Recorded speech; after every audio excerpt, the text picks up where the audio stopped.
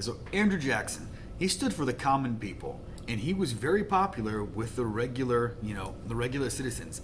It wasn't the super rich people who supported him. It was the regular guys, the farmers, the hardworking people.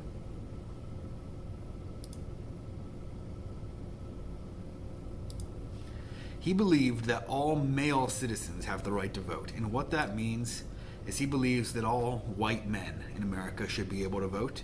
He was in favor of improving schools, working conditions, and he actually wanted to treat prisoners better too.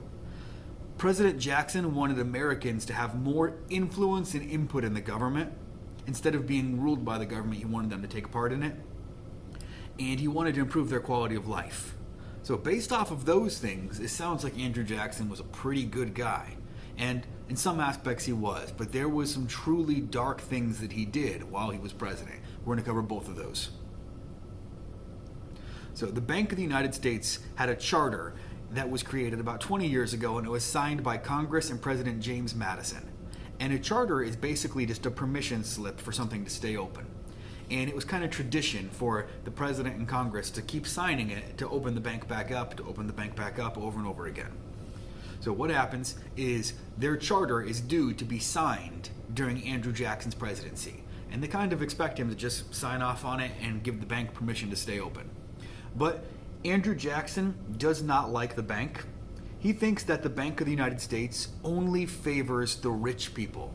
He thinks that it gives good loans to the rich people and bad loans to the poor people. And he thinks that there's no real reason that the average American citizen needs the bank. He thinks it would be better off if the Bank of the United States was broken and turned into smaller banks. So when they asked him to sign the charter, Jackson said nope, and he vetoed it. And a veto is when the president says no and denies something. So Andrew Jackson was different because presidents before him had almost never used veto. They all had it, but it was something they reserved for only the most severe situations. And Andrew Jackson was a little bit different because he used that power of veto more than any other president before him.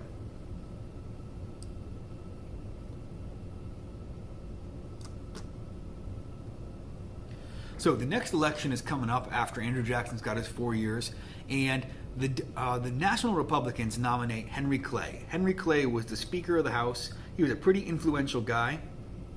And I'm sorry, guys, the textbook here is a little bit blurry, so I'm going to try to rescan it and put those pages back up maybe later today. And Henry Clay wanted to keep the bank open. So he's got the opposite opinion of Andrew Jackson. He thinks the Bank of the United States is very important, and he wants to keep it open and re-sign its charter. His main issue he brings up against Andrew Jackson is he basically claims that Andrew Jackson abused the power of veto and was acting more like a king than a president. So Andrew Jackson keeps speaking out during the campaign saying how corrupt the bank is, how the bank is abusive of people's power, and how it shouldn't be funded by the government. And what happens is Andrew Jackson wins the election easily. So when Andrew Jackson wins easily, he takes that as confirmation that he was right about the bank. So what he does is he removes all of the government funding from the Bank of the United States and basically destroys it. He takes that money out and he puts it into smaller banks.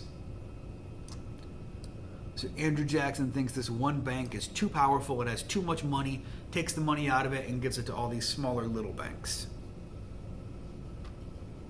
Okay, so this is one of the more truly terrible things that Andrew Jackson did while he was president. Andrew Jackson went to Congress trying to figure out a way to stop the fighting between us and the American Indians. And the reason why we were fighting with them is we were taking their land. No one wants to have their stuff taken. So Andrew Jackson asks that we move all the Indians, the Native Americans, west over the Mississippi River. So he's basically giving them an eviction notice. And he asks Congress, can we kick the Indians out and move them out west? So a law called the Indian Removal Act was proposed. So at this time, these American Indians, the Native Americans, were not considered American citizens. They weren't allowed to vote, and they did not have the same rights as the white people living here at this time. And when the Indian Removal Act was passed, many of them were forced to give up their homes. The Choctaws, Cherokees, Chickasaws, Creeks, and Seminoles all had to leave where they've lived their entire lives. So imagine living somewhere, it could be the same house that your grandpa lived in, and then your dad lived in, and then you live in. And all of a sudden somebody comes in and says, nah, this isn't yours anymore. You got to move. And people did not want to move. Some people thought it was cruel to remove the Native Americans like this, but it happened. The bill got passed, and these Native Americans were forced to leave their homes. It got the nickname the Trail of Tears because how brutal this journey was. These Native Americans had to walk for weeks at a time and didn't care that they were old. Some of them weren't capable of the walk, and many of them died along the way.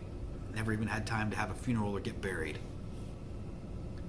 So there was a few groups of Native Americans who managed to keep their homes east of the Mississippi River, but many of them were closer down to like Florida. But this is one of the things we look back on in history. It got America a lot more territory, but the cost that it came with was pretty steep because we took this land from people and the death toll was really high. Okay guys, it was a shorter lesson today, so I need you to open up chapter 11, lesson 3 worksheet.